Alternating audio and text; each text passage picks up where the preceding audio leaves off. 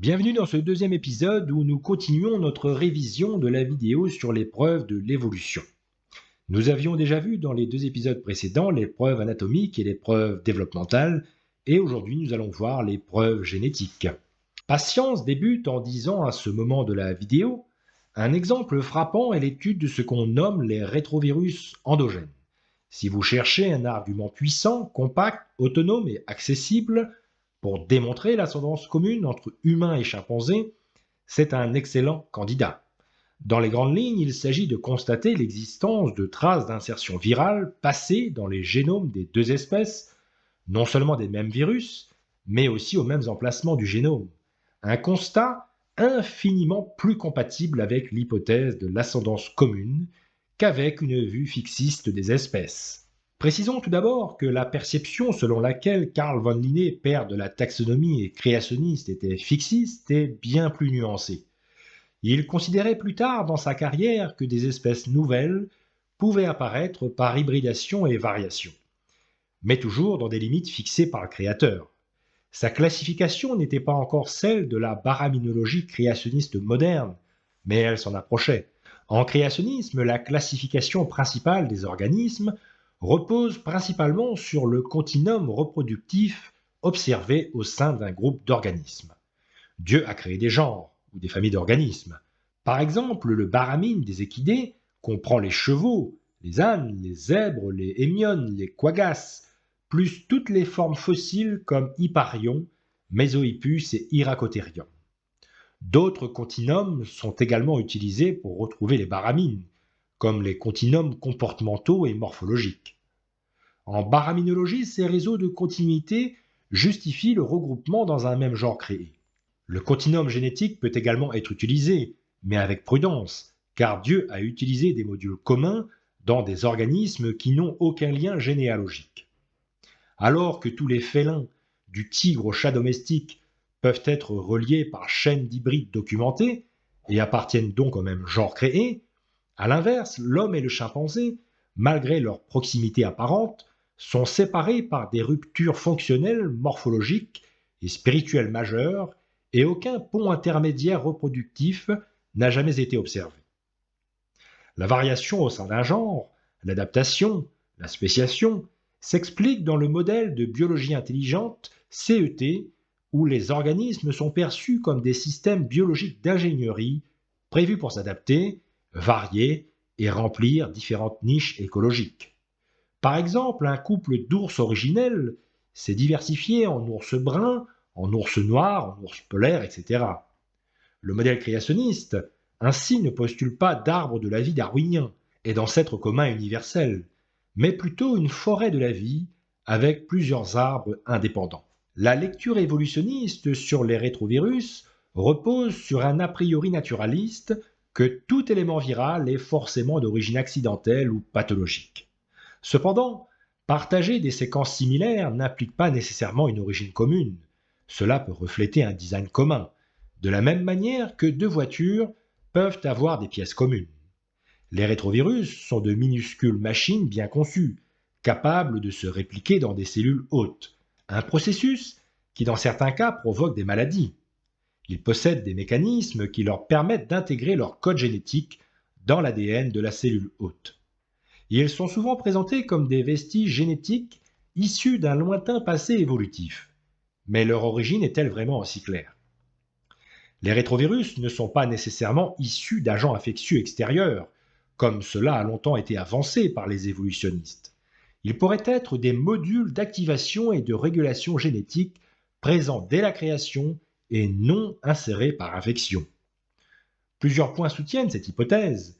D'une, l'observation démontre qu'ils peuvent être générés par recombinaison entre deux séquences ADN préexistantes appelées provirus. Le généticien créationniste Jeffrey Tompkins déclare: en réalité, la plupart des virus modernes de type rétrovirus endogène ne s'intègrent pas facilement dans le génome de leur hôte. Seuls quelques-uns, comme le virus du sida, ont été observés en train de le faire. Et ceux qui réalisent ce type d'intégration ne ciblent pas les cellules germinales, ce qui ne leur permet pas d'être transmis à la génération suivante. Un article publié dans la revue Science a documenté la formation d'un rétrovirus appelé XMRV. Les chercheurs ont découvert que ce virus n'est pas venu d'un agent infectieux extérieur, mais a été généré par recombinaison entre deux séquences ADN préexistantes appelées provirus. Ce processus de recombinaison s'est produit au cours du développement des gamètes, les cellules reproductrices, quand le matériel génétique des parents est réorganisé pour créer de nouvelles combinaisons. Le résultat, une diversité génétique accrue et, dans ce cas précis, l'émergence d'un virus fonctionnel. Et si d'autres virus étaient issus de la recombinaison de séquences déjà présentes dans les génomes animaux? Cette étude, qui documente la naissance d'un rétrovirus, renverse l'hypothèse classique théorique que tous les rétrovirus présents dans le génome proviendraient d'infections virales extérieures et ouvre la voie à une vision plus endogène et fonctionnelle des rétrovirus. Le docteur en paléobiochimie, Brian Thomas, après avoir révisé cette étude, déclare « Cette découverte implique également que les séquences d'ADN provirales, qui se sont combinées pour former un rétrovirus, étaient situées sur le chromosome exactement là où elles pouvaient être reliées par les mécanismes cellulaires précis responsables de la recombinaison. Ainsi, ce qui semble être des infections rétrovirales partagées chez les chimpanzés et les humains pourrait en réalité provenir de provirus déjà présents dans leur génome, créés à l'origine pour des fonctions bonnes et similaires qui auraient ensuite été activées par recombinaison. Jeffrey Tompkins, écrivant sur les rétrovirus, déclare « Peut-être que les évolutionnistes ont mis la charrue avant les bœufs sur cette question, comme l'ont proposé plusieurs scientifiques créationnistes. En fait, ironie du sort, les éléments de preuve indiquent que les virus proviennent probablement de leur hôte et non l'inverse. Comme le note le biologiste moléculaire et biochimiste Peter Borger, la réponse la plus parcimonieuse est la suivante. Les virus à ARN ont obtenu leurs gènes de leur hôte. De plus, les rétrovirus ne sont pas des pseudogènes ou de l'ADN poubelle ou vestige. De nombreux rétrovirus ont été montrés comme ayant des fonctions biologiques importantes, comme la régulation génétique, le développement embryonnaire, la réponse immunitaire et d'autres choses. La présence de rétrovirus similaires entre espèces ne prouve pas une origine commune. Elle peut refléter un design commun génomique avec positionnement semblable, une capacité intégrée à produire des séquences rétrovirales comme par recombinaison, une insertion non aléatoire dirigée par la cellule, ce qui n'est pas de l'évolution classique. Historiquement, les rétrovirus étaient appelés junk DNA. Sans fonction, ils étaient vus comme de l'ADN poubelle.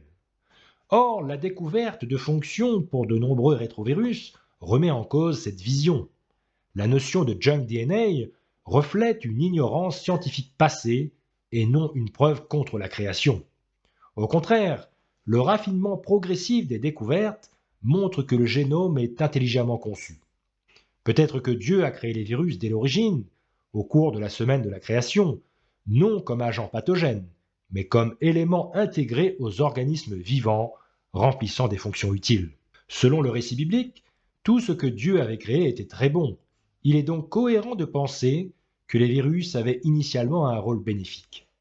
Mais comme beaucoup d'autres aspects de la création, leur fonctionnement d'origine aurait été altéré par la servitude de la corruption, introduite par le péché de l'humanité selon Romains chapitre 8 et verset 21. Concernant l'argument de la fusion chromosomique, l'argument de Cabaret va comme suit. Entre humains et chimpanzés, le nombre de chromosomes diffère, comme celui-ci est essentiel pour la compatibilité reproductive et conservée au sein d'une espèce. On pourrait de prime abord voir ceci comme un argument contre leur ascendance commune, mais en regardant en détail, on va en faire révéler précisément l'inverse, à travers des traces vestigiales singulières au niveau moléculaire. Si on regarde le chromosome 2 de l'homme, on constate d'une part qu'il est l'un des chromosomes les plus longs, mais également qu'il s'aligne parfaitement, moitié par moitié, avec 2 chromosomes distincts présents chez les grands singes, ici ceux des chimpanzés. Vous pouvez voir son alignement en termes de bandes sombres et claires dues à la densité de chromatine, mais cet alignement est confirmé si on regarde plus finement au niveau des séquences génétiques. En plus de ces alignements, on peut observer des vestiges. Un chromosome a des parties singulières, les télomères à ses extrémités et le centromère vers son milieu. où s'attache un appareillage moléculaire complexe utile lors de la réplication et de la division cellulaire. Ces sites singuliers se traduisent par des séquences génétiques hautement répétées et sont parfaitement identifiables.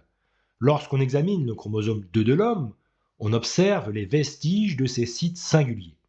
Des vestiges de télomères en plein milieu du chromosome humain, un vestige d'un second centromère inutilisé, tout ceci pointe clairement vers un événement passé de fusion chromosomique dans la lignée humaine.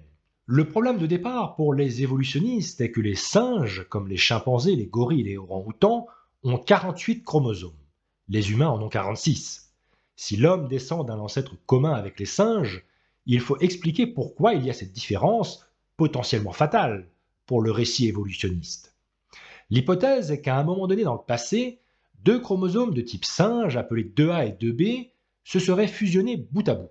Cela aurait donné naissance à l'actuel chromosome 2 humain, l'un des plus grands de notre génome. Dans la perspective évolutionniste, la fusion chromosomique est la principale explication de la différence numérique 46 et 48. L'argument est souvent présenté comme une preuve forte de l'ascendance commune, un peu comme avec les rétrovirus. Sans fusion du chromosome 2, l'évolution homme-singe n'a aucun scénario plausible pour expliquer pourquoi les humains ont 46 chromosomes et les singes 48. Imaginons un ancêtre commun aux singes et aux humains qui avait 48 chromosomes, et qu'à un moment, une mutation de fusion se produit et un individu naît avec 46 chromosomes. Il est toutefois entouré d'individus à 48 chromosomes. Cela veut dire qu'il ne peut pas facilement s'accoupler avec eux. Les gamètes ne s'alignent pas bien, ce qui cause une infertilité. Cet individu doit trouver un partenaire avec exactement la même fusion pour avoir une descendance viable. La probabilité est extrêmement faible que deux mutations identiques apparaissent en même temps dans la même population et que ces individus se reproduisent entre eux. Les évolutionnistes avancent que parfois, des individus avec des fusions chromosomiques peuvent encore être partiellement fertiles, même en s'accouplant avec des individus normaux. Leur descendance pourrait petit à petit répandre la fusion dans la population jusqu'à ce qu'elle devienne fixée. On cite des cas d'animaux, ou même l'humain moderne, qui présentent des variantes chromosomiques comme la fusion de Robertson, où des individus avec des nombres de chromosomes différents sont encore viables, mais en général cela crée des problèmes de fertilité. C'est un gros point faible pour le scénario évolutionniste, car il faut imaginer que cette fusion non seulement s'est produite, mais qu'elle s'est propagée dans toute la lignée humaine malgré son désavantage reproductif initial ou quand la sélection naturelle ne fait pas son travail. Sans fusion, les 46 et 48 chromosomes sont une barrière génétique à l'ascendance commune. Avec fusion, le problème est de savoir comment un individu avec un nombre différent de chromosomes aurait pu se reproduire avec succès dans une population de 48. En 1991, sur le chromosome 2 humain, des chercheurs ont trouvé une petite région de 798 bases d'ADN ressemblant à des séquences de télomères. Les télomères sont des séquences répétées, présentes aux extrémités des chromosomes. Cela a été interprété comme la trace de fusion bout à bout de deux anciens chromosomes, 2A plus 2B. Il y a toutefois plusieurs problèmes à relever. Premièrement, dans les fusions observées aujourd'hui, chez certains animaux, on retrouve presque toujours de l'ADN satellite au point de cassure et de fusion. Ici, il n'y a rien de tel. L'ADN satellite est de l'ADN répétitif en tandem, surtout situé dans les centromères et télomères, longtemps vu comme inutile, mais aujourd'hui reconnu comme essentiel à l'architecture et au bon fonctionnement du génome. Deuxièmement, chaque télomère fait 5000 à 15 000 bases. Si deux chromosomes avaient fusionné, on devrait trouver un vestige de 10 000 à 30 000 bases. Or, la séquence n'en fait que 798. Elle est bien trop courte. La séquence censée représenter les télomères est très abîmée, car seulement environ 70% identique à un vrai motif télomérique. Même des évolutionnistes reconnaissent ce problème. Eux-mêmes parlent d'un site significativement dégénéré. Ils ont d'ailleurs posé une question gênante. Si la fusion a eu lieu il y a seulement 6 millions d'années, pourquoi la séquence est-elle déjà si corrompue? Car normalement, elle devrait encore ressembler à 98-99% à un motif télomérique intact. Ce site est censé être la preuve moléculaire phare de la fusion. Sans lui, le scénario n'a pas de fondement tangible. Les évolutionnistes admettent que la signature ne soit pas parfaite aujourd'hui et que la séquence est courte et abîmée. Leur explication est qu'avec le temps, les séquences télomériques non fonctionnelles se sont dégradées rapidement avec des mutations neutres et des recombinaisons. Même en supposant une dégradation, 70% seulement en 6 millions d'années, c'est trop de corruption par rapport au taux de mutation habituellement avancé. Et l'absence d'ADN satellite, plus la petite taille, rendent le scénario encore moins crédible. La signature de fusion est trop courte, trop corrompue, et ne ressemble pas aux fusions observées dans la nature, et donc ne constitue pas une vraie preuve de fusion chromosomique. Jeffrey Tompkins souligne que le site de fusion supposé n'est pas dans une zone neutre du génome, mais à l'intérieur d'un gène, DDX11L2. Comme ce gène est actif et produit plusieurs variants d'ARN, cela suggère que cette séquence n'est pas un vestige de fusion, mais une partie fonctionnelle du génome. C'est une preuve contre l'idée d'un événement accidentel de fusion, et un indice en faveur d'une conception intelligente. Le site de fusion est censé être un vestige inactif, mais si ce site est dans un gène fonctionnel et qu'il joue un rôle dans la régulation ou la transcription, alors ce n'est pas un simple accident fossilisé, mais une séquence utile et intégrée dans le génome. Les évolutionnistes reconnaissent que ce qu'ils appellent des éléments vestigiaux peuvent être réutilisés par l'organisme par exaptation.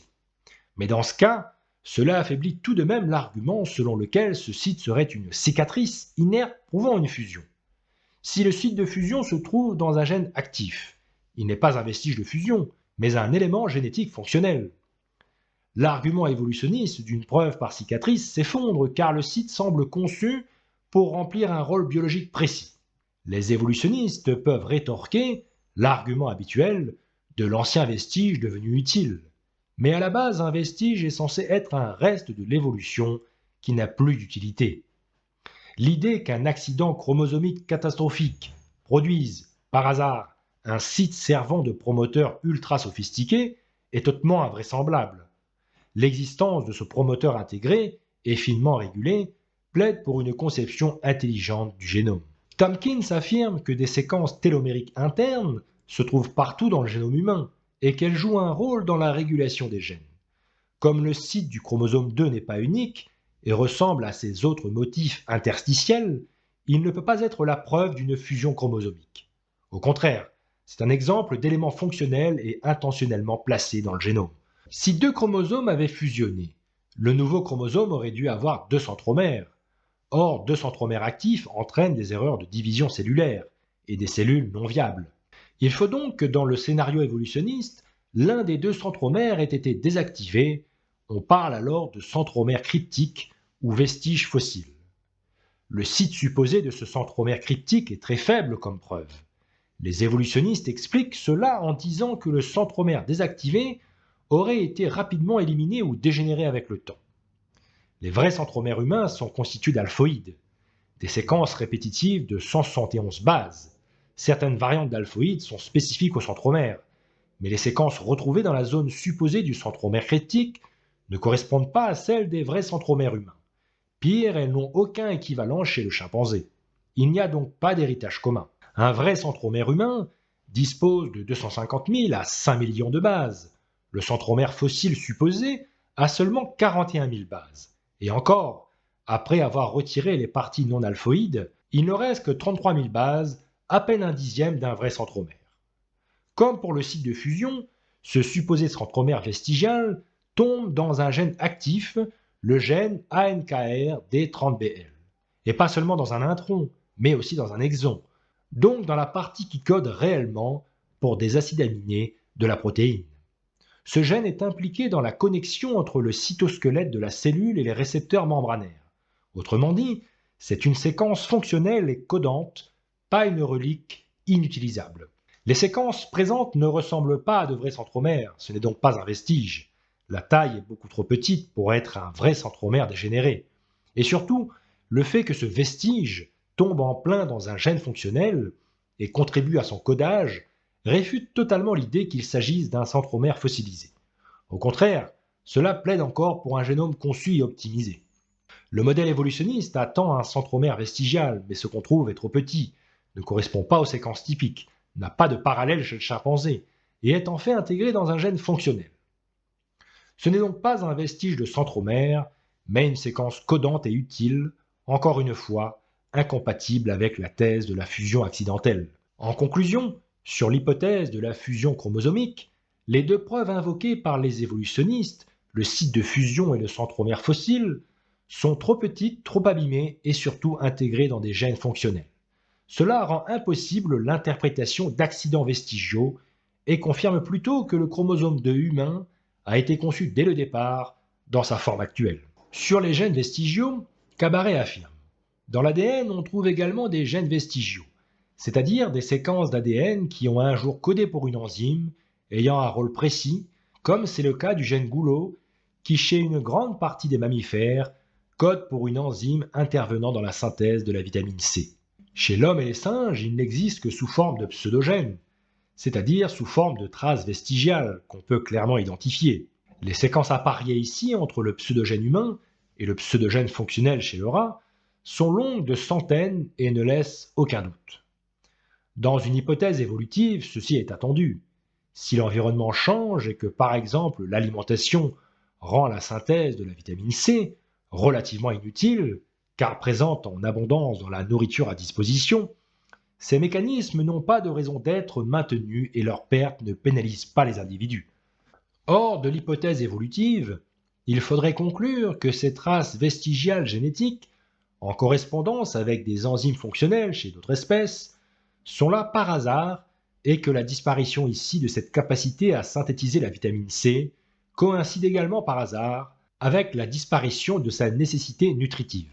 Chez la majorité des mammifères, le gène Goulot code une enzyme nécessaire à la dernière étape de la synthèse de la vitamine C. Chez l'homme, certains primates, les cochons d'Inde, certaines chauves-souris, ce gène est inactif. On parle de pseudogène Goulot.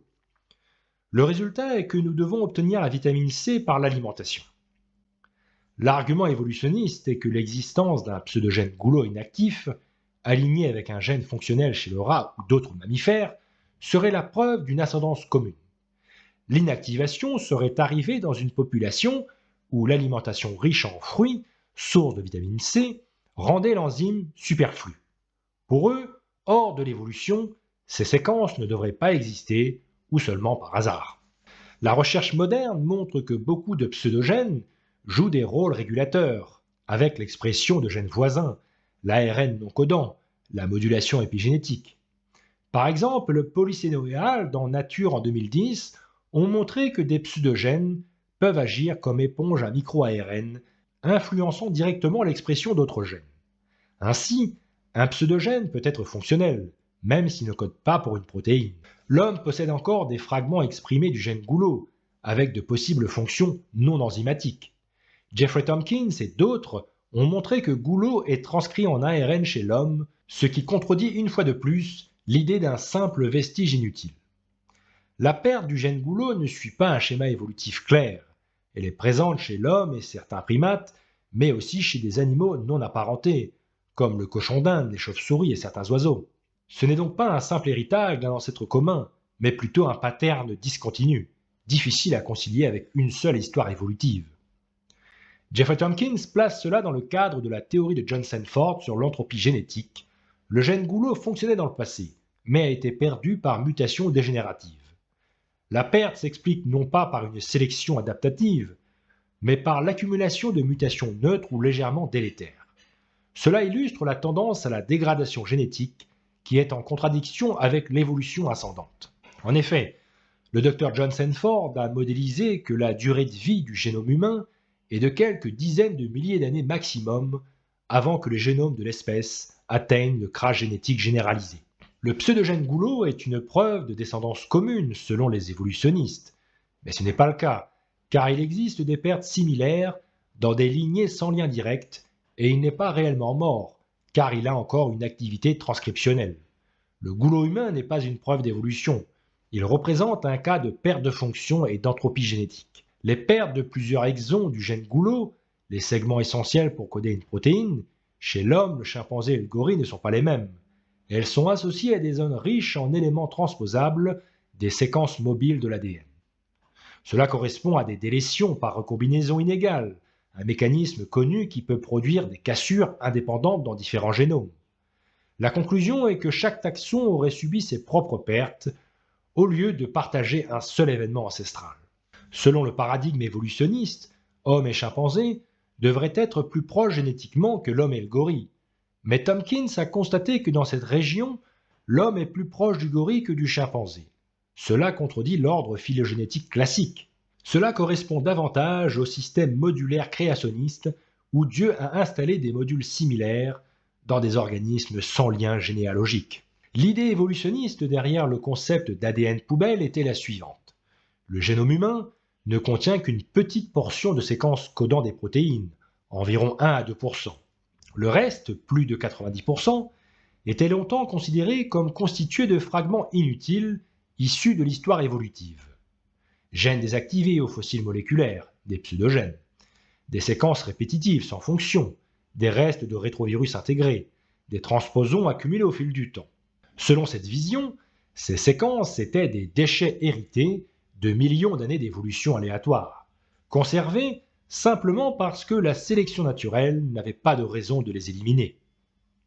Ce paradigme a été remis en cause ces dernières années avec des travaux récents qui montrent qu'une grande partie de ces régions jouent en fait un rôle régulateur, structural ou fonctionnel, ce qui invalide l'idée d'un génome largement constitué de rebuts évolutifs.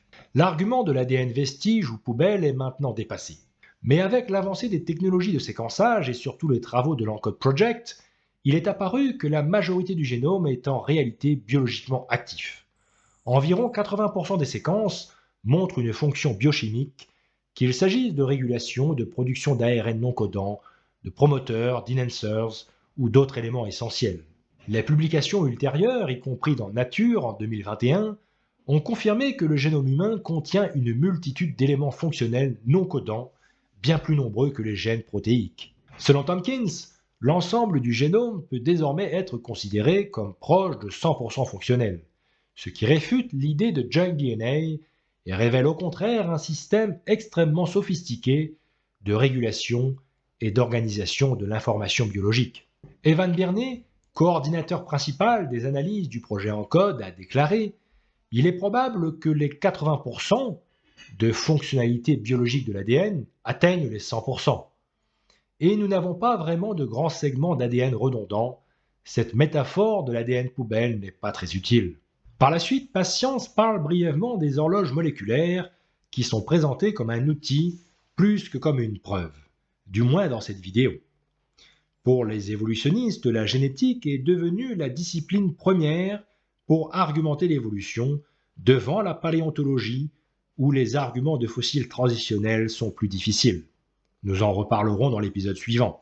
L'horloge moléculaire de l'ADN mitochondrial est une méthode qui estime le temps écoulé depuis un ancêtre commun en comptant le nombre de différences, de mutations, dans le génome mitochondrial entre individus ou espèces. Comme l'ADN mitochondrial se transmet presque exclusivement par la mère et mute à un rythme relativement régulier, on peut utiliser ce rythme comme une sorte de chronomètre biologique. L'idée est simple, plus il y a de différences accumulées, plus le temps de séparation est ancien, à condition de bien connaître le taux de mutation réel. Selon Kim et Schuster, en 2013, on a environ une quarantaine de différences en moyenne entre les diverses ethnies humaines à travers la planète dans tout l'ADN mitochondrial. Le taux de mutation mesuré récemment, d'Arnadotti et al. En 2024, est de 0,07 mutations par génome par génération. On peut donc tester les deux modèles. Celui que je défends est le modèle biblique de 7500 ans, et celui de l'évolution, basé sur les fossiles d'Homo sapiens les plus anciens, de Jebel Yahud de Jean-Jacques Hublin, est de 315 000 ans. Les deux modèles prédisent les taux qui sont affichés à l'écran. Une jeune humanité, entre 6 et 10 000 ans, est plausible en adoptant le taux de l'étude islandaise, 0,066, 0,08, à comparer avec 0,07.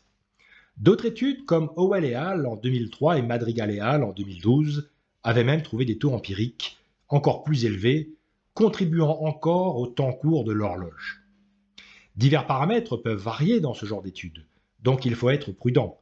Par exemple, le taux de l'étude massive islandaise Sur 64 000 individus, 2500 matrilignes et 116 000 transmissions, est-il représentatif pour le monde entier? Plusieurs critères peuvent probablement affecter le taux dans les autres populations à travers le monde. L'âge maternel, le goulet d'étranglement génétique, la démographie, la culture, la structure des pédigrés, les migrations récentes, l'environnement, la nutrition, la profondeur de séquençage, l'intervalle intergénérationnel, etc. Par exemple, les âges de reproduction peuvent varier de continent à continent, et selon les époques, en Afrique, l'âge de mariage est beaucoup plus précoce que sur les autres continents, donc on s'attend à un peu plus de différence dans l'ADN mitochondrial sur ce continent, car plus de générations s'écoulent. Avec le taux de l'étude islandaise, dans un cas de 7500 ans, le taux est de 0,07. Nous avons un scénario de 7500 ans, on compte 25 ans par génération, ce qui nous donne 300 générations en 7500 ans. Le nombre de différences attendues en 7500 ans, avec le taux de 0,07, est de 42,18 différences. Le nombre total de différences en moyenne est de 40 différences aujourd'hui entre les populations humaines. Si on part avec le cas de 315 000 ans, et toujours le même taux de 0,07, qu'on applique 315 000 ans et 25 ans par génération, on a donc 12 600 générations, le nombre de différences attendues en 315 000 ans, avec ce taux de 0,07, est de 1771 différences. Le nombre total de différences en moyenne est de 40 différences aujourd'hui entre les populations humaines. Les 315 000 ans du scénario évolutif semblent être beaucoup trop élevés. Et cela est sans tenir compte de Néandertal, dont les plus anciens fossiles de Cima de los Huesos en Espagne sont datés à environ 430 000 ans par les évolutionnistes. Comme Sapiens et Néandertal se sont reproduits ensemble, selon les critères bibliques qui regroupent les organismes dans un même genre, s'ils peuvent se reproduire ensemble, c'est la même espèce. Cela nécessiterait encore des taux plus faibles et encore plus éloignés des taux mesurés empiriquement. Les gènes mitochondriaux codent pour des protéines de la chaîne respiratoire. De petites variations dans ces protéines peuvent modifier légèrement l'efficacité de la production d'ATP, ou la quantité de chaleur dissipée. Le résultat est que certaines combinaisons d'haplogroupes semblent mieux adaptées aux environnements froids, plus de chaleur, moins d'efficacité ATP, d'autres aux environnements chauds, meilleure efficacité énergétique et moins de chaleur perdue. Les différences d'ADN mitochondrial entre humains sont surtout des substitutions neutres ou légèrement délétères, issues de la copie mitochondriale, mais peut-être existe-t-il quelques effets adaptatifs liés à certains haplogroupes, comme la bioénergétique et la thermogénèse en climat froid. Cela pourrait éventuellement s'interpréter, dans le modèle CET, comme une variabilité programmée en amont. Selon une lecture créationniste basée sur la chronologie biblique de la Septante, le déluge de Noé aurait eu lieu il y a environ 5300 ans. Cet événement aurait constitué un goulot d'étranglement génétique massif, réduisant l'humanité à seulement 8 individus. Après le déluge, la croissance rapide des populations humaines, issues des 3 fils de Noé, aurait entraîné une explosion de diversité génétique en peu de générations, un phénomène bien documenté dans les populations animales après des bottlenecks. Ainsi, la découverte scientifique que la plupart des variations génétiques rares chez l'homme datent d'environ 5000 ans est potentiellement une confirmation directe de ce scénario biblique. La diversification récente du génome humain correspondrait à la recolonisation post-déluge. Tennessee et al. Dans Science en 2012 ont fait une étude basée sur le séquençage profond des exomes, environ 15 000 gènes codants, de 4139 individus. Ils montrent que la plupart des variants génétiques humains sont récents, dans l'échelle des 5 à 10 000 ans. Ce qui conforte également la croissance démographique du modèle biblique qui explique facilement comment on a pu passer de quelques individus à 8 milliards en une poignée de milliers d'années. Les chercheurs séculiers ont déclaré: le moment le plus probable pour une croissance accélérée était il y a 5115 ans. Stuckle et alors, en 2018, ont de leur côté montré que plus de 90% des espèces animales, y compris l'homme, ont une origine génétique récente et commune. Cela cadre mieux avec un scénario de création récente et de goulot fondateur qu'avec des millions d'années d'évolution. On s'attendrait dans le modèle évolutif à avoir des espèces avec une diversité mitochondriale beaucoup plus grande, vu que beaucoup auraient des millions d'années d'existence. Mais toutes montrent une genèse génétique comme si elles avaient émergé en même temps à partir de petits groupes fondateurs. Les auteurs estiment que plus de 90% des espèces actuelles sont apparues il y a seulement 100 000 à 200 000 ans. C'est extraordinairement très faible dans la logique du scénario évolutif de centaines de millions d'années. Et cela montre la simultanéité de l'apparition de tous les groupes d'organismes comme décrit dans la Genèse. Même les quelques 10% restants ont une divergence qui reste très faible. Certaines espèces à reproduction très rapide, comme les insectes et petits poissons, qui ont d'ailleurs pu survivre au déluge par eux-mêmes, sans passer par un goulet d'étranglement, peuvent accumuler des mutations mitochondriales plus vite. Ce n'est pas une origine plus ancienne, mais une vitesse de divergence plus rapide. Cette tranche de 100 000 à 200 000 ans peut redescendre facilement en dessous des 10 000 ans quand on utilise les taux empiriques de mutation mesurés, même avec de la sélection purifiante, plutôt que les taux théoriques lents construits à partir d'hypothèses évolutives. Comme le rappelle le Dr Carter, les évolutionnistes ont tendance à utiliser la même méthode, dite phylogénétique. Ils commencent par supposer qu'un ancêtre commun aux humains et aux chimpanzés a existé il y a plusieurs millions d'années. Ils comptent ensuite le nombre de différences dans l'ADN mitochondrial entre eux et nous, puis divisent ce nombre par le temps supposé, c'est-à-dire 6,5 millions d'années. Cela donne un taux de mutation très lent. Les auteurs de cette étude, Stuckle et Thaler, ont bien sûr proposé des explications séculières pour articuler ces résultats inattendus, devant même rajouter une note en haut de l'étude indiquant qu'ils ne parlaient pas d'Adam et Ève. Toutefois, quelques admissions frappantes ressortent parfois de cette publication, comme lors de l'interview des scientifiques en question. C'est dans les manuels de biologie, par exemple, que les espèces avec de grandes populations, dispersées géographiquement, pensez aux fourmis, aux rats, aux humains, deviendront plus diversifiées génétiques avec le temps. Mais est-ce vrai? La réponse est non, a déclaré Stuckle, auteur principal de l'étude, publiée dans la revue Human Evolution.